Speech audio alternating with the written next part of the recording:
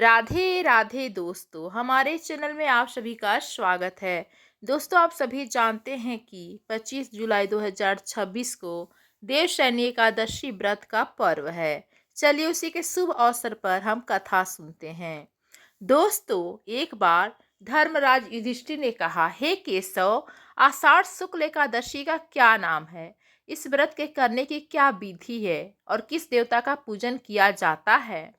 श्री श्री कृष्ण कहने लगे, हे युधिष्ठिर, जिस कथा को ब्रह्मा जी ने नारद से कहा था वही मैं तुमसे कहता हूँ। एक समय नारद जी ने ब्रह्मा जी से यही प्रश्न किया था। तब ब्रह्मा जी ने उत्तर दिया था कि हे नारद, तुमने कलयुगी जीवों के उद्धार के लिए बहुत उत्तम प्रश्न किया है, क्योंकि देवशयनी एकादशी का व्रत सब व्रतों में उत्तम है। इस व्रत से समस्त पाप नष्ट हो जाते हैं और जो मनुष्य इस व्रत को नहीं करते विनरगामी होते हैं। इस व्रत के करने से भगवान विष्णु प्रसन्न होते हैं। अब मैं तुमसे एक पौराणिक कथा कहता हूँ, तुम मन लगाकर सुनो। सूर्यवंश में मंधाता नाम का एक चक्रवर्ती राजा हुआ, जो सत्यवादी और महान प्रतापी था। वह अपनी प्रजा का पुत्र की भांति पालन किया करता था। उसकी सारी प्रजा धन धान्य से भरपूर और सुखी थी। उसके राज्य में कभी अकाल नहीं पड़ता था। एक समय उस राजा के राज्य में 3 वर्ष तक वर्षा नहीं हुई और अकाल पड़ गया। प्रजा अन्न की कमी के कारण अत्यंत दुखी हो गई। अन्न के न होने से राज्य में यज्ञादि भी बंद हो गए। एक दिन प्रजा राजा के पास जाकर कहने लगी कि हे राजन, सारी प्रजा त्राहि त्राहि पुकार रही है, क्योंकि समस्त विश्व की सृष्टि का कारण वर्षा है। वर्षा के अभाव से अकाल पड़ गया है और अकाल से प्रजा मर रही है। इसलिए हे राजन, कोई ऐसा उपाय बताइए जिससे प्रजा का कष्ट दूर हो। राजा मानधाता कहने लगे कि आप लोग ठीक कह रहे हैं, वर्षा से ही अन्न उत्पन्न होता है और आप लोग वर्षा न होने से अत्यंत दुखी हो गए हैं।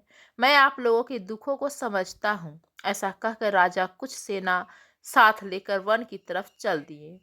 वहां अनेक ऋषियों के आश्रम में भ्रमण करता हुआ अंत में ब्रह्मा जी के पुत्र अंगिरा ऋषि के आश्रम में पहुंचे। वहां राजा ने घोड़े से उतरकर अंगिरा ऋषि को प्रणाम किया। मुनि ने राजा को आशीर्वाद देकर कुशल क्षेम के पश्चात उनसे आश्रम में आने का कारण पूछा।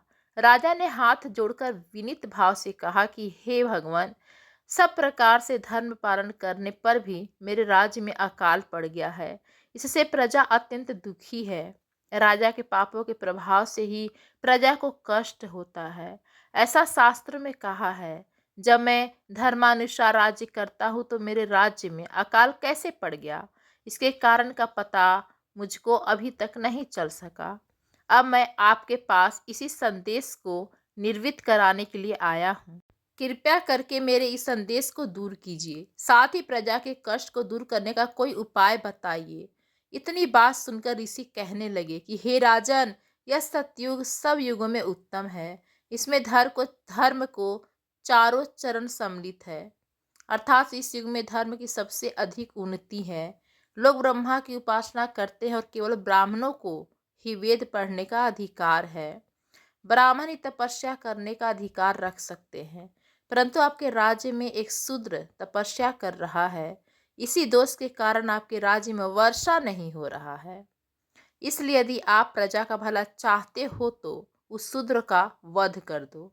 इस पर राजा कहने लगे कि महाराज, मैं उस निरपराध तपस्या करने वाले शूद्र को किस तरह मार सकता हूँ?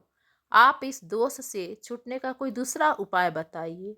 तब ऋषि कहने लगे कि हे राजन, यदि तुम अन्य उपाय जानना चाहते हो तो सुनो।